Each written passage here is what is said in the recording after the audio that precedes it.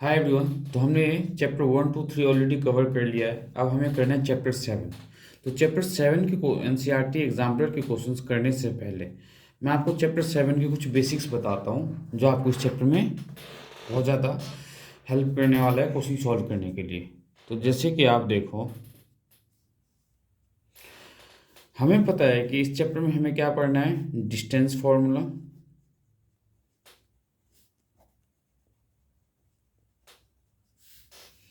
Second आपको पढ़ना है सेक्शन फॉर्मूला।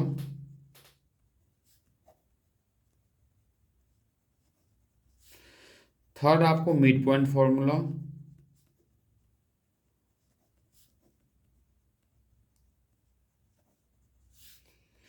फोर्थ आपको पता होना चाहिए कि सेंट्रोइड ऑफ ट्रायंगल क्या होता है, centroid of triangle. And fifth में आपको टाइप ऑफ क्वाड्रिलेटरल। एक एक करके हम डिस्कस करेंगे। पहले type of quadrilateral.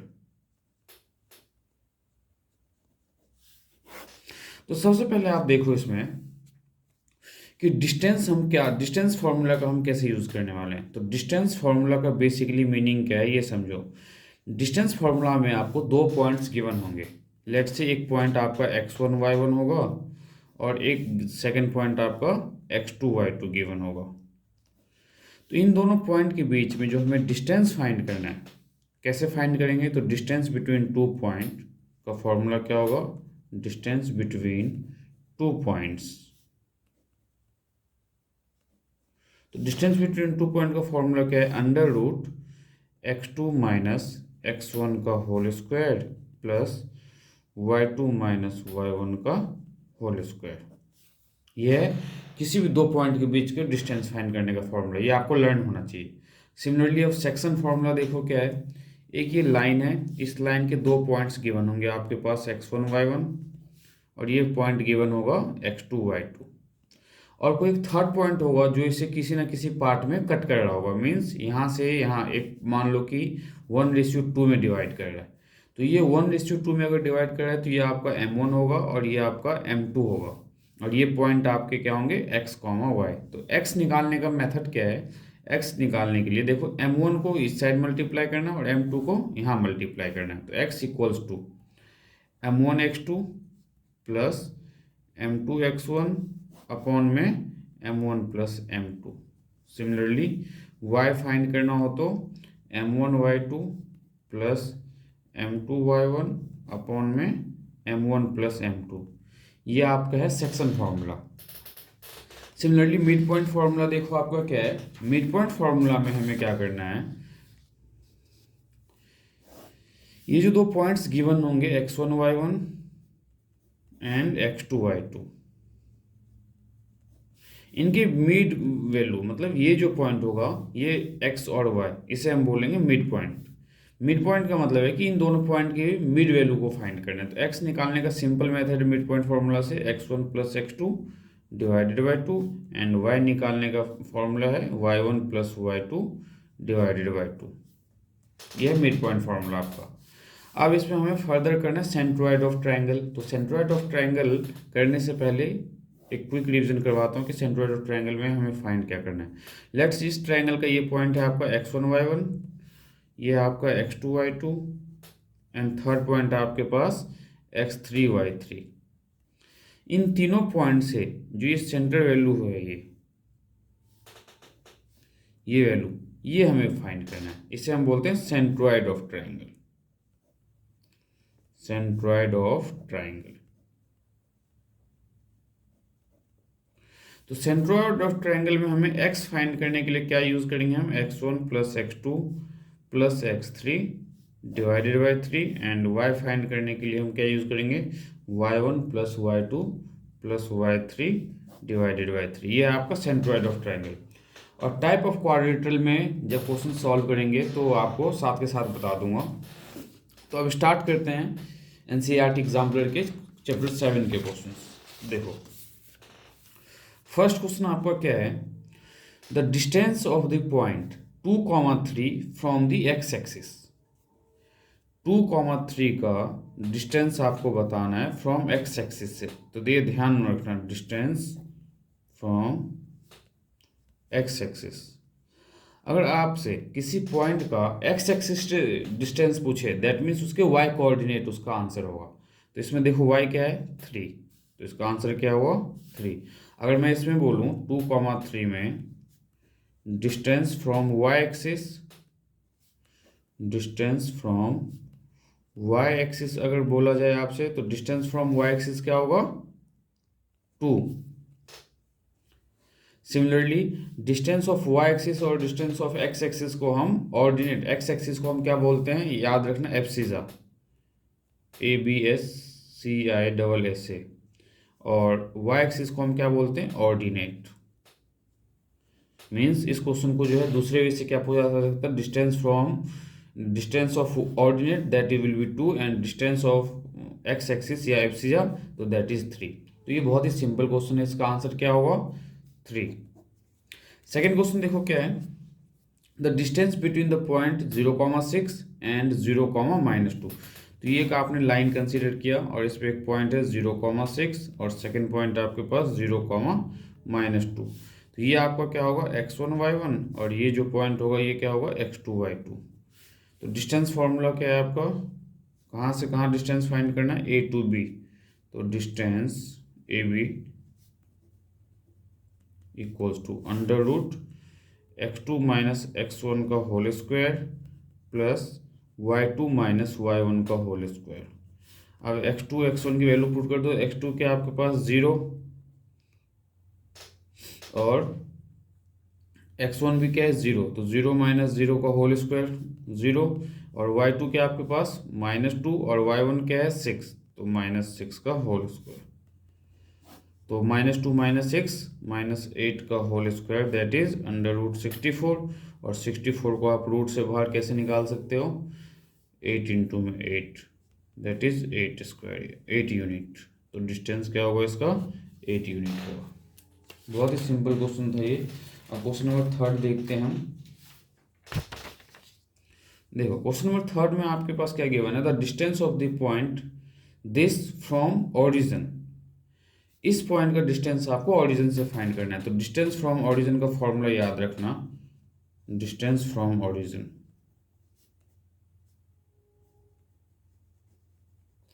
Distance from origin का formula under root x square plus y square that means under root x के आपके पास -6 का स्क्वायर प्लस वाई का 8 तो 8 का स्क्वायर। तो अंडर रूट -6 का स्क्वायर 36 और 8 का square 64 that is under root 100 और अंडर रूट 100 को आप 10 इंटू में 10 दो पार्ट में ब्रेक करके इसका आंसर क्या आएगा 10 यूनिट।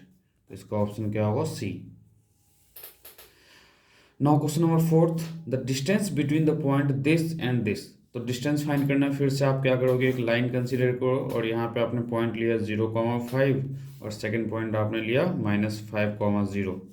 ये पॉइंट आपका होगा x1 y1 और ये जो पॉइंट होगा आपका क्या होगा x2 y2।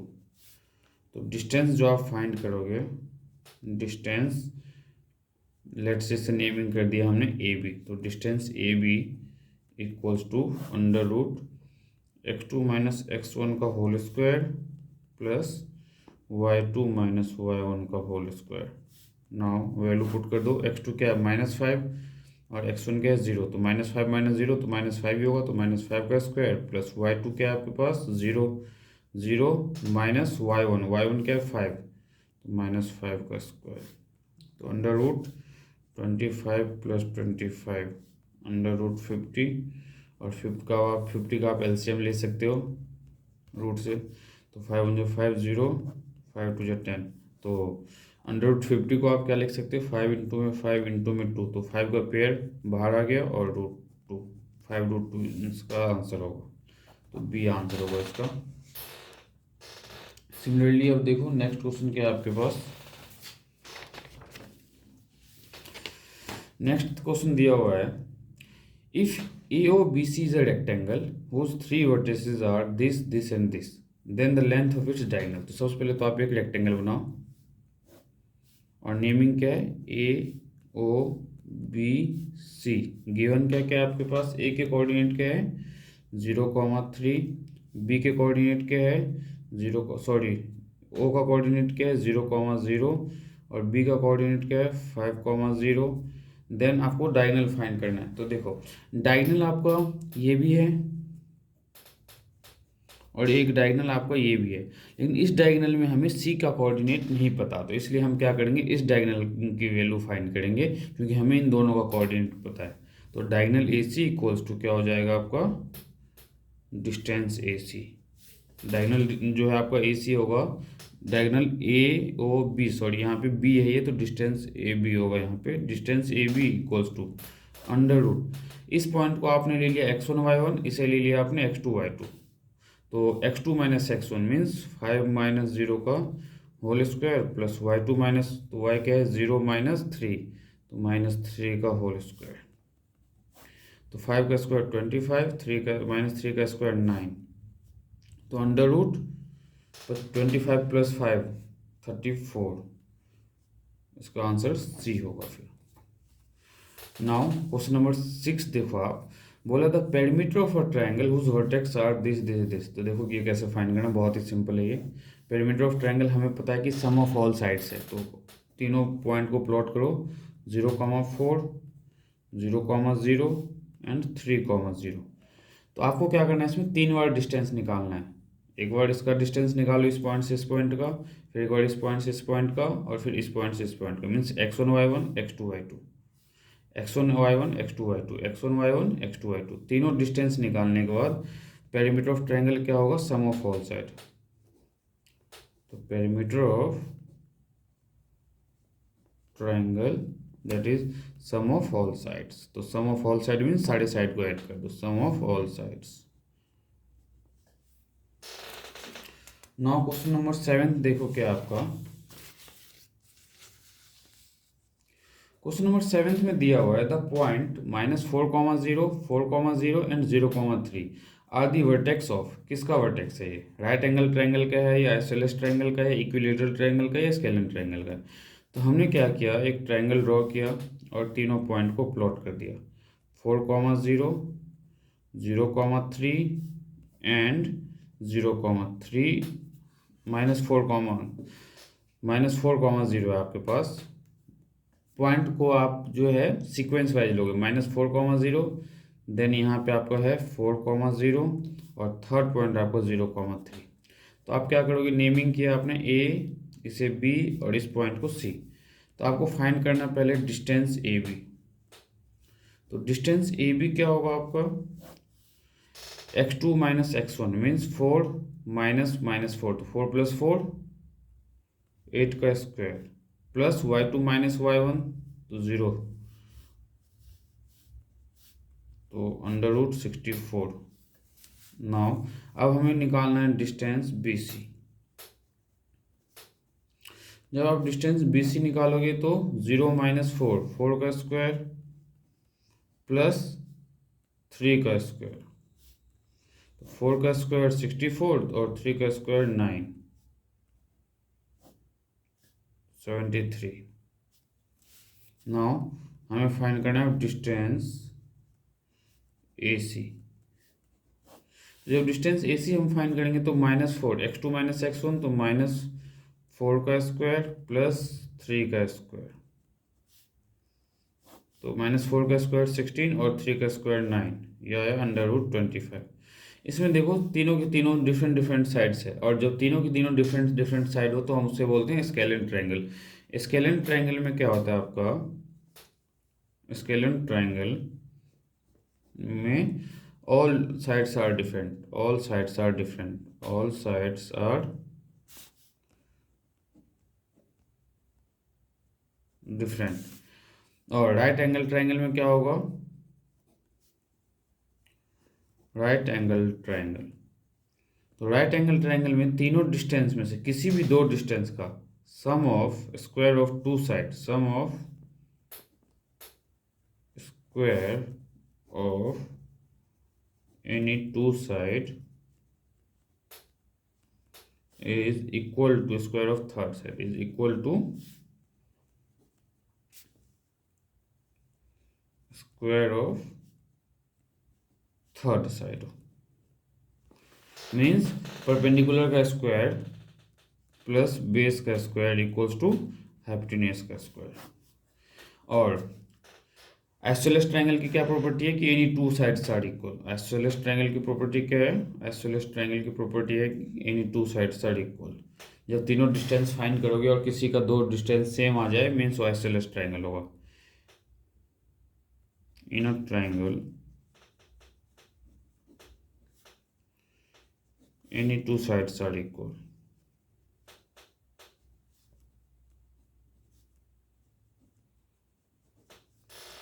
ये था आपको क्वेश्चन नंबर 7। अब हम करेंगे क्वेश्चन नंबर 8।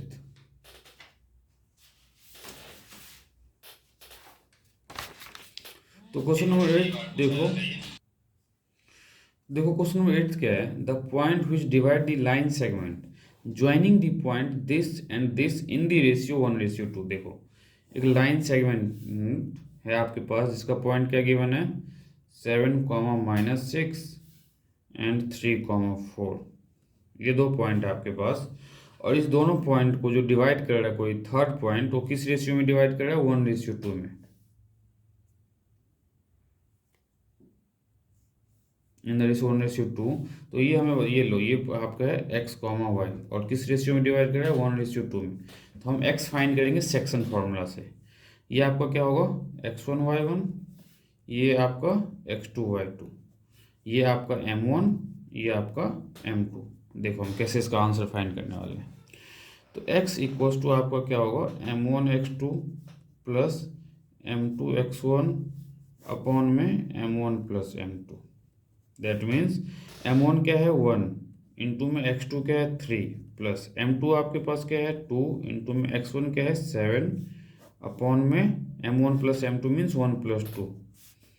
तो 7 2 14 प्लस 3 17/3। सिमिलरली y जब फाइंड करोगे तो क्या होगा? m1 y2 plus m2 y1 upon में m1 प्लस m2। तो m1 आपके पास क्या है? 1 और m2 क्या है? m1 आपके पास 1 और y2 क्या है? 4 प्लस -6 इंटू में 1, -6 को हमें किससे मल्टीप्लाई करना है? m2 से, और m2 आपके पास 2 है, अपॉन में 1 प्लस 2। तो 4 -12 अपॉन में 3, दैट इज -12 में से 4 गया तो आपका -8/3। तो पॉइंट क्या हुआ आपका? 17/3 कॉमा -8/3। अब आपको ध्यान देना ये कि ये जो आपका क्वाड्रेंट है इसमें x एक्सिस पॉजिटिव है, यहाँ x एक्सिस आपका नेगेटिव है। ये पॉजिटिव, ये नेगेटिव, y एक्सिस यहाँ पे पॉजिटिव और यहाँ पे y एक्सिस नेगेटिव। आपका x पॉजिटिव और y नेगेटिव कौन से क्वाड्रेंट में होगा? देखो x पॉजिटिव y नेगेटिव, तो इसका आंसर क्या है? Fourth quadrant. क्वेश्चन में पूछा गया था कि ये जो आपका पॉइंट होगा कौन से क्वाड्रेंट में लाई करेगा। तो ये हमें कैसे पता चलेगा? देखो अगर आपका x भी नेगेटिव है और y भी नेगेटिव है तो x negative y negative third quadrant में। अगर x नेगेटिव और y पॉजिटिव हो तो सेकंड क्वाड्रेंट में, और x की वैल्यू भी पॉजिटिव हो और y की वैल्यू भी पॉजिटिव हो तो फर्स्ट क्वाड्रेंट में। ये आपका फर्स्ट क्वाड्रेंट है, ये आपका सेकेंड वन और ये आपका थर्ड क्वाड्रेंट। हमारा जो x आया वो क्या है? 17/3 जो कि पॉजिटिव है, और y क्या है? -8/3 नेगेटिव है। तो ये x पॉजिटिव y नेगेटिव कौन से क्वाड्रेंट में होगा? आपका फोर्थ क्वाड्रेंट में। अब क्वेश्चन नंबर 9 देखते हैं। देखो क्वेश्चन नंबर 9 में क्या दिया हुआ है? The point which lie on the perpendicular bisector of the line segment. Perpendicular bisector of the line segment, कौन से लाइन सेगमेंट का? ये जो दो पॉइंट दिया हुआ है आपके पास, ए क्या है आपके पास? -2 -5, और b क्या दिया हुआ है? 2, 5। The point which lie on the perpendicular bisector, इस पे जो परपेंडिकुलर बाइसेक्टर है आपको ये पॉइंट बताना है। तो जो परपेंडिकुलर बाइसेक्टर है, परपेंडिकुलर बाइसेक्टर का मतलब होता है कि दोनों पॉइंट के बीच की वैल्यू जो दो इक्वल पार्ट में डिवाइड कर रहा हो। तो ये x और y हम मिड पॉइंट फॉर्मूले से निकाल सकते हैं। तो x equals to x1 plus x2/2 क्योंकि ये परपेंडिकुलर बाइसेक्टर है, और y equals to y1 plus y2/2। तो x क्या हुआ आपके पास? -2 +2 अपॉन में 2, और y इक्वल्स टू -5 +5 अपॉन में 2। -2 + 2 0/2 0, और यहाँ पे -5 + 5 0/2 0, तो x भी 0 y भी 0, तो इसका आंसर क्या होगा ए।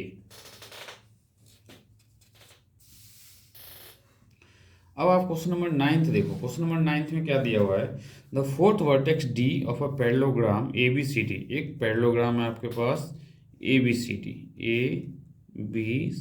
D, whose 3 vertices are given। 3 के 3 वर्टेक्स दिए हुए हैं आपके पास, -2, 3, बी दिया हुआ है 6, 7 एंड सी दिया हुआ है 8, 3। डी आपको बताना है। तो देखो डी को हमने क्या कंसिडर कर लिया, x, y। इसमें आपको मिड पॉइंट फॉर्मूले का यूज़ करते हुए ये फाइंड कर लोगे। देखो कैसे, यहाँ से हमने एक लाइन ड्रॉ किया और एक लाइन हमने यहाँ से ड्रॉ किया। ये जो पॉइंट है दोनों का कॉमन होगा, मीन्स x1 + x2/2 और इसका x1 + x2/2, दोनों को इक्वेट कर सकते हैं। फिर y1 + y2/2 और y1 + y2/2। देखो ए बी ए सी का क्या होगा, x1 + x2/2। Similarly B D का क्या होगा, x1 + x2/2। तो इसका x1 क्या है, -2, और x2 क्या है 8, तो अपॉन में 2 = x1 यहाँ क्या है x + x2 इसके लिए क्या है 6 अपॉन में 2। पैरेललोग्राम का कोई भी वर्टेक्स फाइंड करना हो आपको यही फॉर्मूला यूज करना है। नाउ इसे सॉल्व कर लो, -2 + 8 6 को 2 से डिवाइड करोगे तो 3 = x + 6/2। क्रॉस मल्टीप्लाई कर लो, 6 = x + 6, देन x = आ गया आपका 0। सिमिलरली y के लिए तो y1 + y2/2 और इसका y1 + y2/2। तो इसका y1 क्या है आपके पास 3 और y2 क्या है 3, तो 3 + 3 / 2 = इसका y और इसका y2 क्या है 7 अपॉन में 2। 3 + 3 6 / 2 क्या आएगा आपके पास 3 = y + 7 अपॉन में 2, और 2 को मल्टीप्लाई करो तो 6 = y + 7, देन 6 - 7 = y, तो y = -1, x0 y -1, तो x0 y -1 इसका बी जो है करेक्ट आंसर है। अब क्वेश्चन नंबर 11 देखो क्या आपका बहुत इंपॉर्टेंट क्वेश्चन है 11। क्वेश्चन नंबर 11 में देखो क्या है, if the point P 2, 1 lie on the line segment joining the point A and B।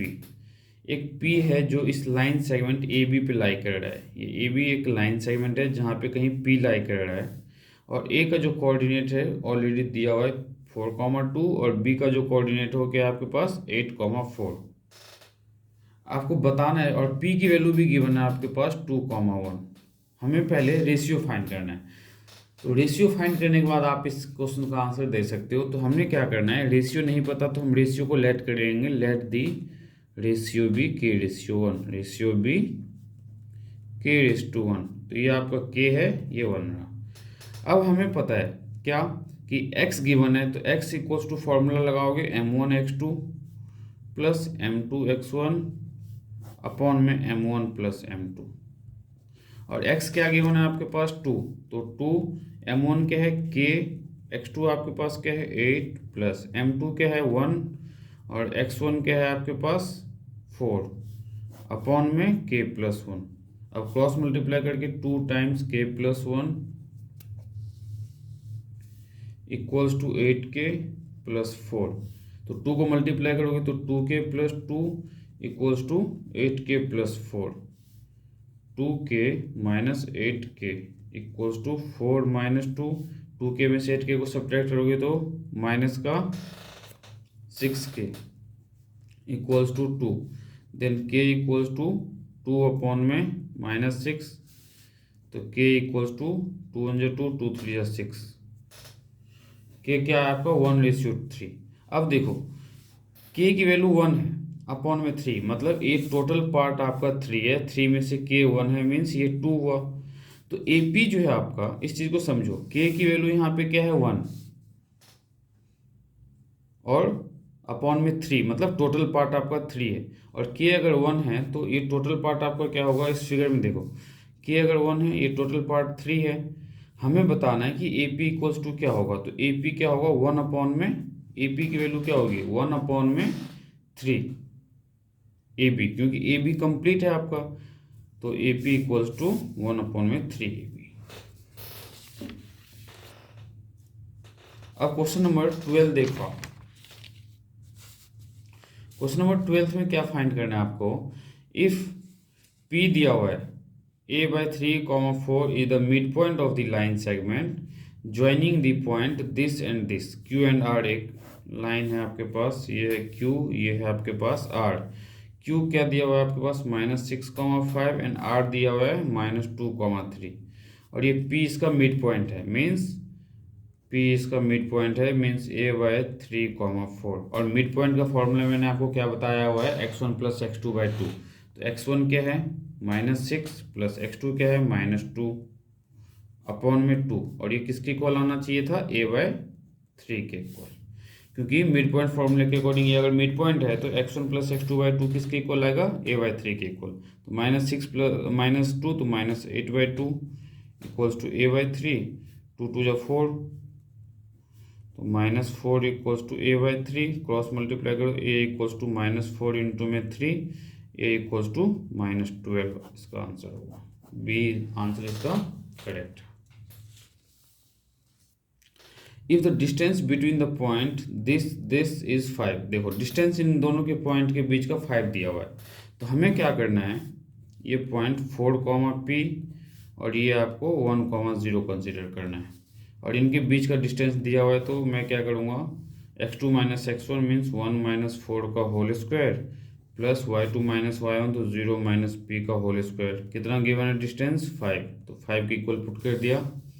अब देखो √-3 का स्क्वायर प्लस -p का स्क्वायर इक्वल्स टू 5। रूट हटाने के लिए हम क्या करेंगे, स्क्वायरिंग बोथ साइड। तो रूट हट जाएगा और -3 का स्क्वायर 9 प्लस -p का स्क्वायर, p² इक्वल्स टू क्या आ गया, 5 का स्क्वायर करोगे तो 25। क्यों करेंगे 5 का स्क्वायर, क्योंकि स्क्वायरिंग बोथ साइड किया था हमने रूट हटाने के लिए। Now p² equals to 25 - 9। तो 25 - 9 क्या है, 16। तो p इक्वल्स टू √16। तो p इक्वल्स टू क्या आएगा, +-4। तो p क्या है, +-4। बी ऑप्शन इसका सही है। अब इसमें देखो, अब जो एनसीईआरटी में जो चैप्टर 7 कोऑर्डिनेट ज्योमेट्री, उसके हमने एनसीईआरटी एग्जाम्पलर के क्वेश्चंस कवर कर लिए। अब कुछ क्वेश्चंस मैं आपको चैप्टर 8 के करवाऊंगा ट्रिग्नोमेट्री के, तो ध्यान से देखो आप। सबसे पहले ट्रिग्नोमेट्री के एनसीईआरटी क्वेश्चंस करने से पहले आपको कुछ फार्मूला रिवाइज करवाता हूँ। हमें इस चैप्टर में खाली राइट एंगल ट्रायंगल के बारे में पढ़ना है। ये आपका एक राइट एंगल ट्रायंगल होगा। अगर ये एंगल आप लेते हो थीटा, तो इस एंगल के लिए जो परपेंडिकुलर होगा ये होगा, और बेस आपका ये होगा, ये परपेंडिकुलर और ये आपका बेस और ये आपका हाइपोटेन्यूज। सिमिलरली इस राइट एंगल ट्रायंगल में अगर मैं इसे थीटा लेता हूँ, मीन्स इसे एंगल कंसीडर करूँगा, तो इस एंगल के रिस्पेक्ट में ये आपका क्या हो गया, परपेंडिकुलर, ये आपका हो गया बेस और ये आपका हो गया हाइपोटेन्यूज। तो एंगल के अकॉर्डिंग हमारा परपेंडिकुलर बेस और चेंज होता है, हाइपोटेन्यूज चेंज नहीं होता। अब बेसिक फार्मूला क्या है, देखो sine theta equals to perpendicular upon में hypotenuse, cos theta equals to base upon में hypotenuse and tan theta equals to perpendicular upon में बेस। सिमिलरली साइन का ऑपोजिट क्या होता है, कॉसेक थीटा। तो कॉसेक थीटा क्या होगा, हाइपोटेन्यूज अपन में परपेंडिकुलर।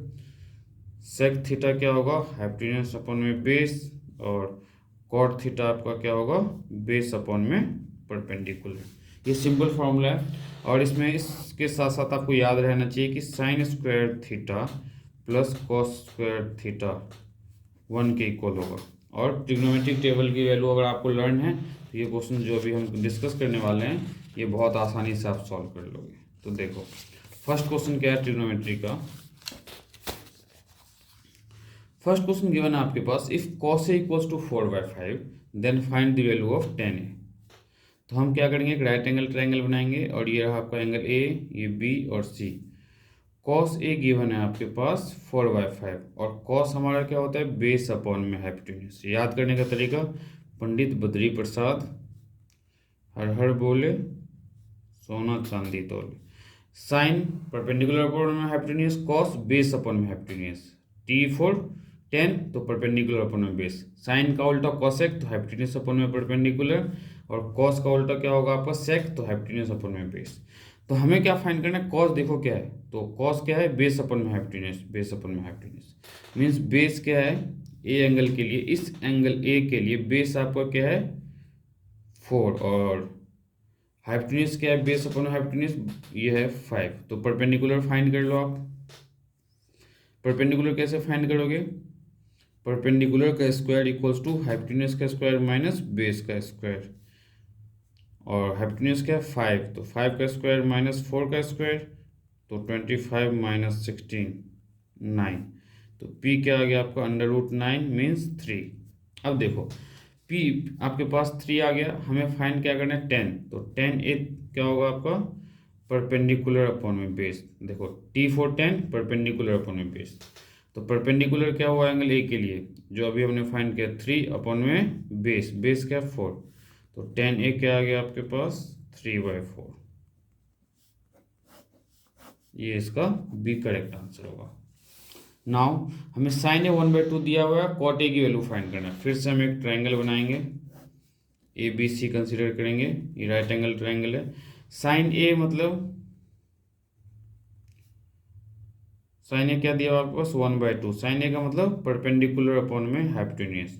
तो इस एंगल के लिए परपेंडिकुलर क्या होगा दिस वन, तो परपेंडिकुलर क्या है 1 और हाइपोटेन्यूज क्या है 2। तो बेस क्या आ जाएगा आपके पास, बेस का स्क्वायर निकालने के लिए हाइपोटेन्यूज के स्क्वायर में से परपेंडिकुलर का स्क्वायर माइनस करो, तो 2 का स्क्वायर माइनस 1 का स्क्वायर 4 माइनस 1, तो √3 आ गया बेस, क्योंकि यहाँ से स्क्वायर हटाओगे तो इधर रूट लग जाएगा। अब हमें फाइंड करना है 10 कॉट ए, तो कॉट ए आपका क्या होगा, कॉट फाइंड करने के लिए बेस अपॉन में परपेंडिकुलर, तो cot A equals to base क्या है आपके पास √3 और परपेंडिकुलर क्या है 1, तो कॉट ए क्या आ गया आपके पास √3। तो इसका आंसर क्या आएगा आपका ए √3। अब देखो आपके पास क्या है, साइन थीटा दिया हुआ है a/b, आपको कॉस थीटा बताना है। हमें पता है क्या पता है, वी नो दैट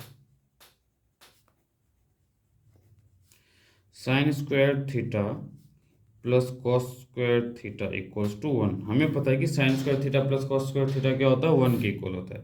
तो साइन थीटा की वैल्यू क्या है a/b, तो a/b का whole square plus cos square theta equals to 1, तो कॉस स्क्वायर थीटा क्या आ गया 1 माइनस ए स्क्वायर अपॉन में बी स्क्वायर, तो कॉस स्क्वायर थीटा क्या आएगा, यहाँ पे जब आप एलसीएम लोगे तो b square minus a square upon में बी स्क्वायर, और यहाँ से जब स्क्वायर हटाओगे तो कॉस थीटा इक्वल्स टू, यहाँ से स्क्वायर हटाओगे तो राइट साइड में रूट लग जाएगा, तो √b square minus a square upon में बी स्क्वायर। तो कॉस थीटा की वैल्यू क्या है B square minus a square upon में बी स्क्वायर, और रूट से बाहर अगर निकालते हो उसे तो क्या लिख सकते हो आप √b square minus a square upon में बी, क्योंकि रूट के अंदर बी स्क्वायर है तो बी इंटू में बी स्क्वायर, तो इसका आंसर क्या होगा आपका सी। नाउ अब देखो आपको क्या गिवन है, in triangle A B C right angle at C, एक ट्राइंगल है ए बी सी और राइट एंगल कहाँ पे सी पे है, तो ये ए ये बी ये सी, ये 90 डिग्री दिया हुआ है। Then value of cos a plus b बताना है आपको, हमें कॉस ए प्लस बी बताना है। तो हमें क्या पता है कि एक ट्राइंगल में तीनों एंगल का सम 180 डिग्री होता है। वी नो दैट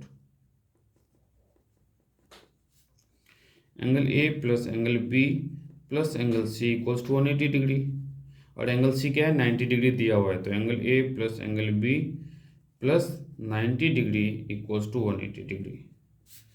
तो angle A plus angle B कितना आ गया आपके पास 180 माइनस 90 डिग्री, तो angle A plus angle B equals to 90। अब हमें कॉस ए बी चाहिए, तो taking cos both side, cos both side ले लो, टेकिंग कॉस बोथ साइड। जब आपने कॉस बोथ साइड लिया तो क्या आएगा cos a plus b equals to cos 90 degree, तो कॉस ए प्लस बी और कॉस 90 डिग्री की वैल्यू क्या है 0, तो कॉस ए प्लस बी की वैल्यू क्या है, इक्वल्स टू 0। तो ए इसका करेक्ट आंसर होगा। अब नेक्स्ट देखो, ये क्वेश्चन कई बार आपके प्री बोर्ड में भी आया हुआ है, तो इसको थोड़ा ध्यान से समझने की कोशिश करना। आपके पास दिया हुआ है sine a plus sine square a equals to 1 और आपको फाइंड करना है cos square a plus cos 4a। तो देखो हम इसे कैसे सॉल्व करने वाले हैं। मुझे पता है कि sine a plus sine square a equals to 1 given है, और 1 को हम क्या लिख सकते हैं, sine square a plus cos square a equals to 1 होता है। ये मैंने आपको लर्न करवाया हुआ है। Sine square a plus cos square equals to 1, तो इस 1 के बदले आप लिख दो sine square a plus cos square a. तो देखो sine a plus sine square a, और इस 1 के बदले मैंने लिखा sine square a plus cos square a. अब साइन स्क्वायर ए को जब लेफ्ट साइड में लाओगे तो साइन स्क्वायर ए से साइन स्क्वायर ए कैंसिल हो गया, means sine a equals to क्या आ गया, कॉस स्क्वायर ए। मीन्स जहाँ पे भी साइन ए है वहाँ आप क्या लिख सकते हो, कॉस स्क्वायर ए। अब इस क्वेश्चन में जो दिया हुआ है साइन ए, देखो sine a plus sine square a equals to 1, तो साइन ए के बदले आप क्या लिख सकते हो, कॉस स्क्वायर ए। तो कॉस स्क्वायर ए, और साइन स्क्वायर ए के बदले कॉस स्क्वायर ए का स्क्वायर इक्वल्स टू 1, तो cos square a plus cos 4a equals to 1। तो cos square a plus cos 4a क्या आ गया आपका, 1 के इक्वल आ गया।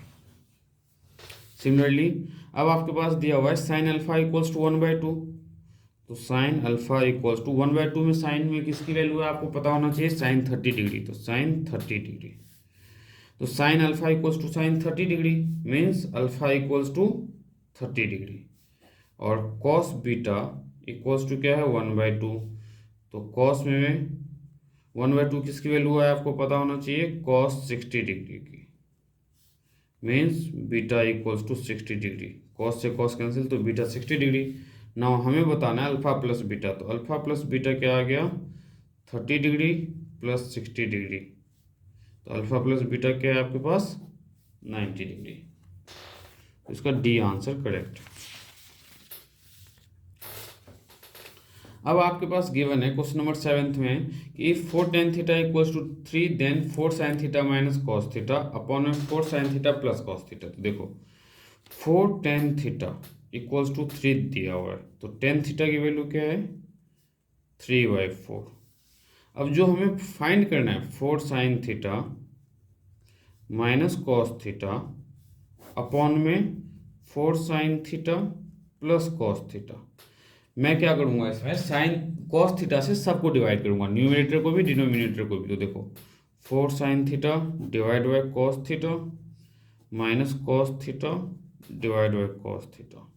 अब न्यूमरेटर को भी डिवाइड करो, 4 sin theta divide by cos theta plus cos theta divided by cos theta.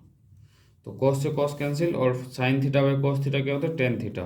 तो 4 tan थीटा -1, नीचे में 4 साइन बाय कॉस, तो 4 tan थीटा प्लस कॉस से कॉस कैंसिल, तो प्लस का 1।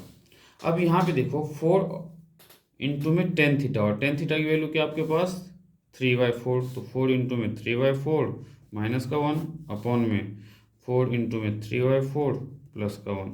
4 से 4 कैंसिल आउट, 3 - 1 2, 4 से 4 कैंसिल आउट, 3 + 1 4, दैट इज 1/2।